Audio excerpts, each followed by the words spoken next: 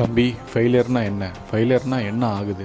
எல்லாரும் சொல்கிறாங்க ட்ரை பண்ணி தோத்துட்டேன், அதை தான் சொல்லுவாங்க ஃபெயிலியர்னு. ஆனால் நான் என்ன சொல்கிறேன்னா, ரொம்ப பேர் ட்ரையே பண்ணுறதில்ல, அதுக்கு முன்னாடியே தோற்று போயிடுறான். யார் அவன் லைஃப்பில் ட்ரை பண்ணுறானோ அவன் கற்றுக்கிட்டு இருக்கான். அங்கே பண்ணுற தப்ப அவனால் அதை சரி செய்ய முடியும்.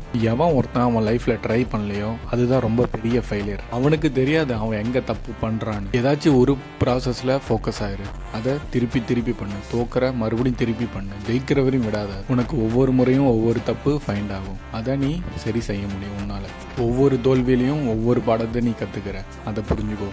அதே மனுஷன் ட்ரையும் பண்ணுறான், ஃபெயிலும் ஆகிறான், ஃபோக்கஸாக இருக்கிறான்னா அவன் லைஃப்பில் முன்னாடி போயிடுவான். ஒரு மனுஷன் ஃபெயில் ஆகிறான்னா அவன் ட்ரை பண்ணலன்னு அர்த்தம். ஃபெயிலியரை பார்த்து பயப்படாத, அதை ஸ்டாப் பண்ணு. ஃபஸ்ட்டு ஃபோக்கஸாக ஒர்க் பண்ணு, உன்னோட ட்ரீம்காக வேலை செய், சக்ஸஸ்ஃபுல்லாக மேனாக மாறு.